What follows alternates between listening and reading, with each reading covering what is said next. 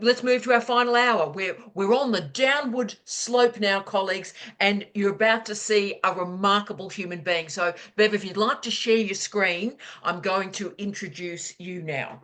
So, the legendary Bev Babbage, probably the most fabulous name any human could be born with.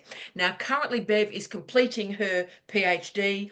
She's focused her life on professional learning, on support to enable teachers to integrate technology into education, to teaching, and to learning. And she's an international specialist in the use of iPads, not only in metropolitan environments, but particularly in regional, rural, and remote environments. I love Bev. Bev, good morning and welcome to your remarkable presentation, Women in STEM Roles and Research. Rock on, Bev. Awesome. Thank you so much for that introduction, Tara. You're the Two best. things to start. One, I hope I get through this without coughing. I've got everything here to hoping. So if I go on mute, it'll be to save you hearing that. And the other is I'm also coming from the edges of Cyclone Alfred. So I've tried, if it gets really loud with rain or wind, I've tried to shut all the windows. So see how we go. Okay, so with the married surname of Babbage, perhaps I was always destined for a role with technology. Charles Babbage, photograph here, was an inventor and mathematician in the 19th century and is considered the pioneer of the modern computer.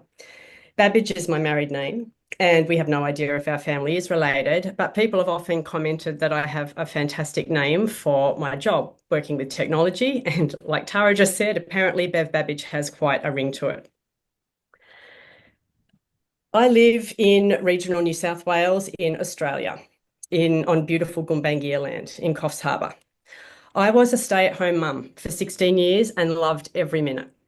While our two sons were in high school, and now they are both civil engineers, I returned to university and completed my studies remotely, graduating with a Bachelor of Arts Music.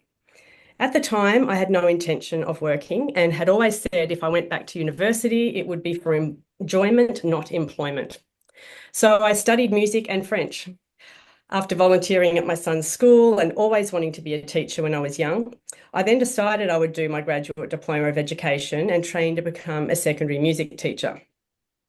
I was already in my late 30s and embraced this new career with enthusiasm, which included an interest in teaching with technology. Smart boards were new, and I tried to be modern and cutting edge in my teaching practice. I was successful in securing 20 iPads for my classroom on a trial and enjoyed being innovative and creative. It was always important to me that iPads must have positive learning outcomes for students and not be used as babysitters. I became known for my passion for teaching with Apple technologies and supported other teachers and schools, starting my own business as a sole trader and delivering professional learning to teachers on creative ways to embed iPads and technology into teaching practice. As I live in regional New South Wales, I was aware of the challenges and costs of travelling to Sydney for professional learning and the limited options available regionally. So I focused on delivering workshops initially in regional New South Wales. For those of you overseas, it's one of the states of Australia. I was introduced to Apple Education, and after meetings and observations, I was endorsed to present professional learning workshops on behalf of Apple as a consultant, and we're called Apple Professional Learning Specialists. Most of my initial work was creativity in music or art with iPad and developed into using creative cross-curricular apps that would work on all subjects at primary and secondary levels. I designed workshops to respond to the needs of teachers. I was always open to opportunities, and when someone suggested I visit Broken Hill, which is far west in New South Wales, I thought, sure. And I went there, which resulted in many visits over several years. Teachers in regional areas were always so grateful to have the professional learning come to them rather than having to travel. In the mid-2010s, the teaching of STEM, science, technology, engineering, and maths, and coding and robotics were becoming popular and later mandatory. And someone said to me that there would be a need for professional learning in coding and robotics. So I taught myself block coding with Scratch and robotics such as Firo and Lego and Dash and Dot. It was always, again, important to me that the crammed curriculums in schools, coding and robotics could be linked authentically with cross-curricular outcomes. Teachers were already so overworked. So I designed lesson plans and ideas to embed coding and robotics using iPads in teaching. My workshops were endorsed by BOSTES, which was the New South Wales Board of Studies, and later NESA, for registered professional learning hours for teachers, and I travelled around New South Wales. So many teachers were nervous about having to teach coding and STEM and robotics, and I was known for making it easy and relevant. Being a teacher meant that I knew how to break it down and teach not only students, but adults, and I was able to demystify ICT and digital technologies for many. Learning activities for teachers were fun, hands-on, and encouraged computational thinking and creative problem solving. And this goes back to one of the previous speakers, positioning the teacher as the learner. And often teachers are so used to being the teacher that suddenly when they are learning, they feel very threatened. I loved the challenge of the creative problem solving and never thought anything about my age or being female.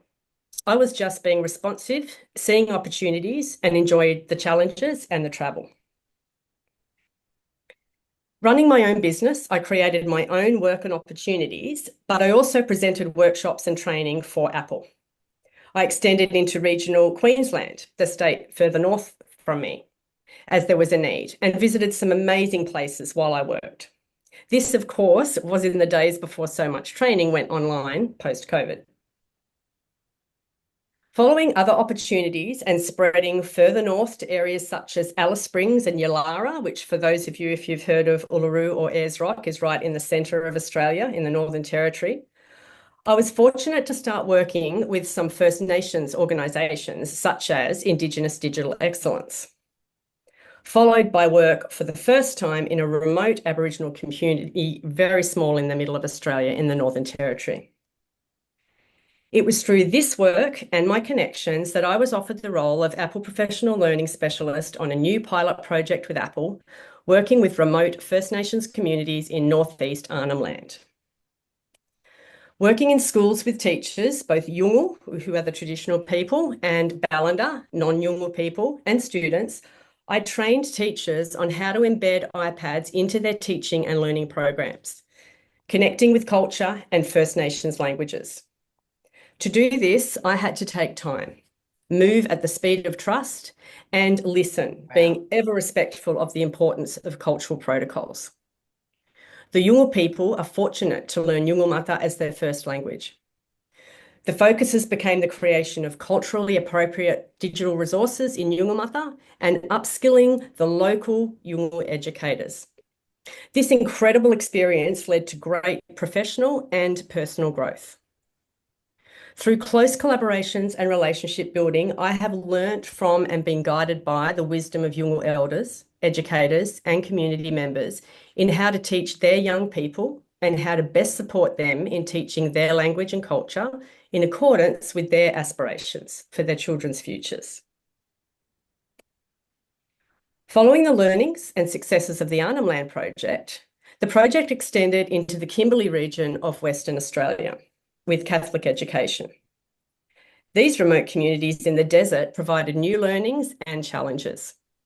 Driving for many hours on dirt roads and later flying in charter planes due to the isolation and hundreds of kilometres we needed to travel each day, working with Jaru, Walmatjari and Gugajar languages, resources were adapted and created to suit their individual needs.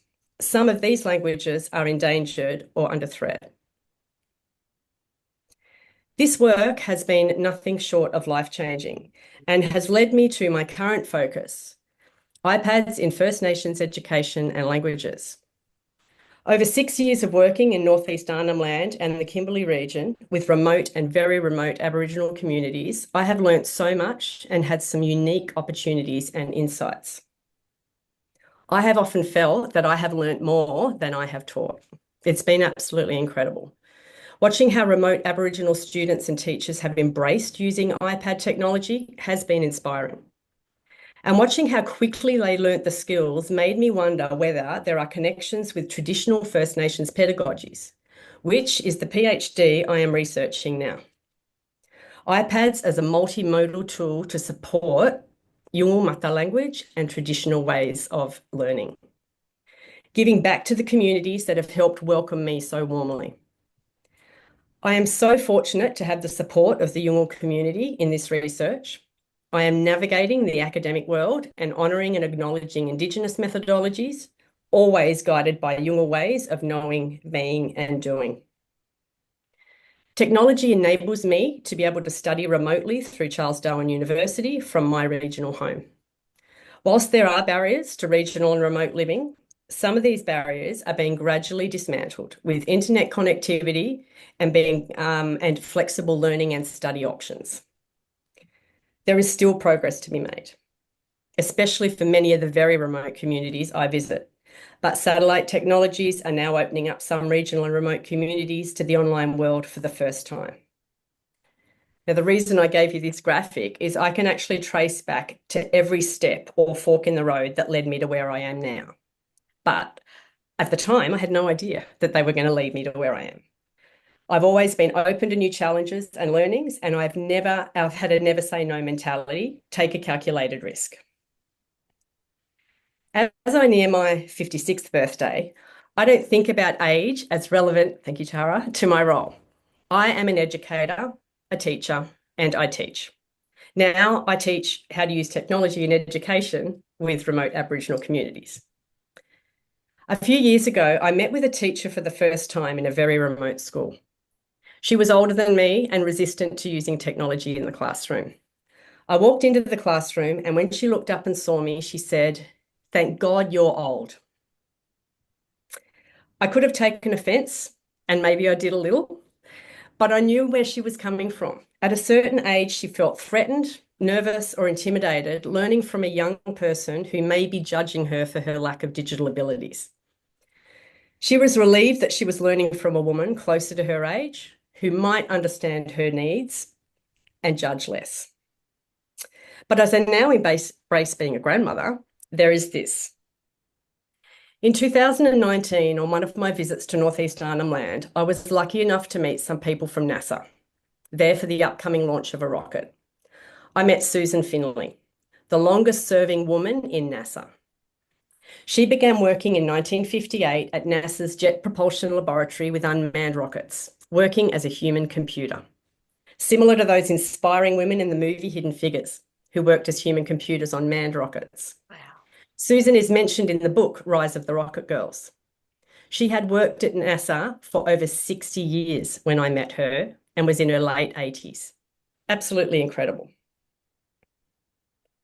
The percentage of females in STEM employment and education is low. However, there are currently 51 Apple professional learning specialists, such as myself, in Australia and New Zealand, and 32 are women. 62%. Now, it could be, somebody was talking earlier about teachers also being, but there's more women in teaching. Maybe that's where it's come from, but it's interesting to know we're still in a STEM role. Why should it be surprising that there are women in STEM or STEAM roles? I know when we all get together annually for our summit, we love finding our tribe. And here are just some of my tribe. Inspirational women of all ages in urban and regional areas across Australia and New Zealand. Teachers and educators, Apple professional learning specialists, leadership, and Apple. And now, as I study for my PhD, I have no idea where it will lead, but I am excited by the possibilities. And now I'm an early career researcher, I'm back again as the learner. Women are underrepresented in academia also, but I look to the many strong women who've come before me, finding my new tribe. This is not to say I don't also have some fabulous supportive men in my tribe, not the least of which is my ever supportive husband. But today is about celebrating women, the sisterhood. Some of my friends lovingly call me a geek or nerd, but when I'm with my peers, we are all alike, and everyone needs to find their tribe or their sisterhood with other colleagues that they can relate to and who relate to you. Learn from each other. Online forums, either through universities, professional learning, or other avenues, are critical to finding a support network, particularly for those in regional and remote areas.